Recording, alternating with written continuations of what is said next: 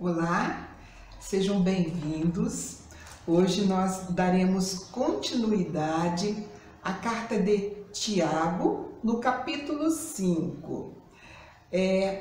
Hoje nós iremos entender o que o mau uso da riqueza e a sua origem ilícita pode provocar. Como também na segunda parte da aula, nós veremos como desenvolver o incentivo ao desenvolvimento da paciência. Que Deus possa abençoar cada um de vocês, que cada vez mais nós possamos ter esse momento de comunhão, de estudo da palavra. Incentivo mesmo para que vocês tirem um momento para a sua devocional, para estudar com calma a palavra de Deus e ouvi-lo, pois é nesse momento, se você quer aprender a ouvir a Deus, tem que estudar a palavra de Deus, amém? Então vamos fechar os nossos olhos? Paizinho querido e amado, nós queremos louvar e glorificar o Teu nome, Senhor, agradecer por mais essa oportunidade que o Senhor está nos concedendo, de estarmos aqui, meu Deus, para a glória e honra do Teu nome, Senhor. Que todo impedimento espiritual, Senhor, todas as barreiras, Senhor, da nossa mente, que o Senhor possa remover. Ensina-nos, Senhor, a sermos homens e mulheres tementes ao Senhor e à Tua palavra, meu Pai. E que o Senhor possa nos conduzir nesse momento de oração, seja tocando a cada um, meu Pai, que terá acesso, meu Pai, a esse estudo e que possamos colocar em prática todos os seus ensinamentos. Obrigado por cada professor que o Senhor tem levantado, meu Pai, nessa obra maravilhosa. Obrigado pela Tua igreja, Senhor, que tem, Deus, o objetivo de ensinar a Tua palavra, palavra genuína, palavra edificante. Em nome do nosso Senhor Jesus, amém. Então, vamos abrir Tiago, no capítulo 5, nos versículos de 1 a 6. Atendei agora, ricos, chorai lamentando por causa das vossas desventuras que vos sobrevirão. As vossas riquezas estão corruptas e as vossas roupagens comidas de traça. O vosso ouro e a vossa prata foram gastos de ferrugens, e a sua ferrugem há de ser por testemunho contra vós mesmos, e há de devorar como fogo as vossas carnes. Tesouros acumulastes nos últimos dias, eis que o salário dos trabalhadores que ceifaram. Os vossos campos, e que por vós foi retido com fraude, está clamando, e os clamores dos ceifeiros penetraram até os ouvidos do Senhor dos Exércitos. Tendes vivido regaladamente sobre a terra, tendes vivido nos prazeres, tendes engordado o vosso coração, em dia de matança, tendes condenado e matado o justo, sem que ele vos faça resistência. Nessa carta, no versículo 1, Tiago já começa com uma dura advertência aos ricos, dizendo para que eles chorassem e lamentassem, pois viria sobre eles uma grande cobrança, né? E essa cobrança não viria de qualquer pessoa não, viria do Senhor dos Exércitos. O que estava acontecendo naquela época? Esses homens tinham trabalhadores que ceifaram em seus campos, porém eles não estavam recebendo seus salários, ou talvez quando recebesses não seria o que fora combinado, o justo. Se nós formos em Deuteronômio, no capítulo 24, a partir do versículo 14, nós veremos uma orientação da lei sobre essa questão. Diz assim: Deuteronômio 24, versículos 14 e 15. Não oprimirás o jornaleiro, pobre e necessitado, seja ele teu irmão ou estrangeiro que está na tua terra e na tua cidade. No seu dia, lhes darás o seu salário antes do pôr do sol, porquanto é pobre e disso depende a sua vida, para que não clame contra ti ao Senhor e haja em ti pecado. Então, aqui a lei determina que o trabalhador deveria receber o seu salário até o pôr do sol, pois ele era pobre e necessitado. Porém, Tiago faz um relato que provavelmente isso não estava acontecendo quanto à relação entre esses homens ricos e seus funcionários, pois aqui diz que os trabalhadores estavam morrendo sem resistência. E um ponto assim muito importante que ele toca, que os clamores daqueles trabalhadores chegaram aos ouvidos do Senhor dos Exércitos. E era esse Senhor dos Exércitos que iria fazer justiça ao sangue derramado por aquelas vidas. Tiago também, ele faz referência à traça e à ferrugem. E podemos lembrar dos ensinamentos de Jesus em Mateus, no capítulo 6, onde ele ministra aos seus discípulos dizendo que não era para acumular tesouros na terra, onde a traça e a ferrugem corrói, os ladrões escavam e roubam, mas acumuleis tesouros no céu, onde a traça e a ferrugem não corrói e os ladrões não escavam nem roubam. Onde está o teu tesouro, aí estará o seu coração, né? Então aqui Jesus ensinou que nós não podemos colocar o nosso coração, o nosso tesouro nas riquezas, em coisas perecíveis como a traça e a ferrugem corroem. Por quê? Porque tudo aqui é passageiro.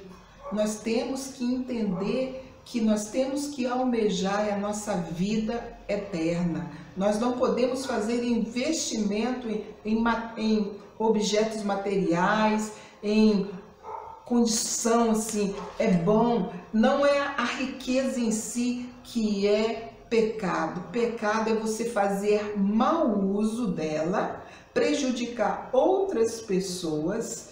E como se consegue ter essa riqueza? Se foi justa, se foi correta a obtenção dessa riqueza, né? Hoje nós vemos, né, assim, na política, como que as pessoas entram num cargo público para desviar dinheiro, superfaturar serviços e produtos. Nós podemos ver aí nas manchetes, quem tem acompanhado, de quantas fraudes estão sendo descobertas em função de superfaturamento, comprar e pagar equipamentos, respiradores que não foram entregues, e é um valor muito alto porque foram superfaturados. Então, é o cuidado que nós devemos ter da nossa vida ser reta diante de Deus, né? Diante dos homens, mas principalmente diante de Deus, porque isso não ficará impune.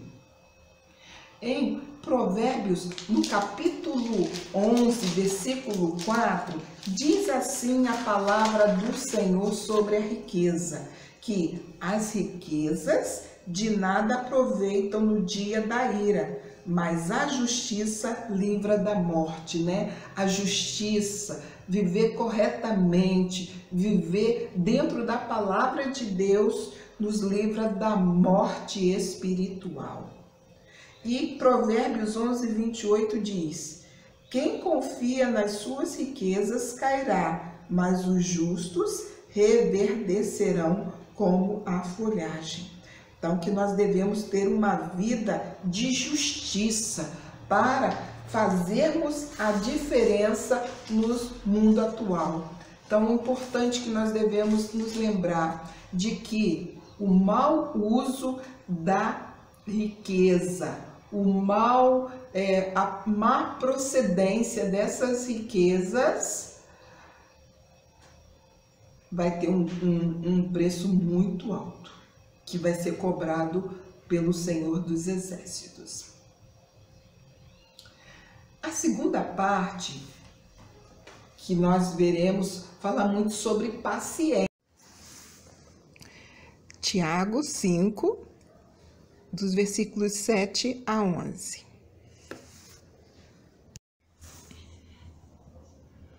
Sede, pois, irmãos, pacientes até a vinda do Senhor. Eis que o lavrador aguarda com paciência o precioso fruto da terra, até receber as primeiras e as últimas chuvas. Sede vós também pacientes e fortalecei o vosso coração, pois a vinda do Senhor está próxima. Irmãos, não vos queixeis um dos outros, para não serdes julgados.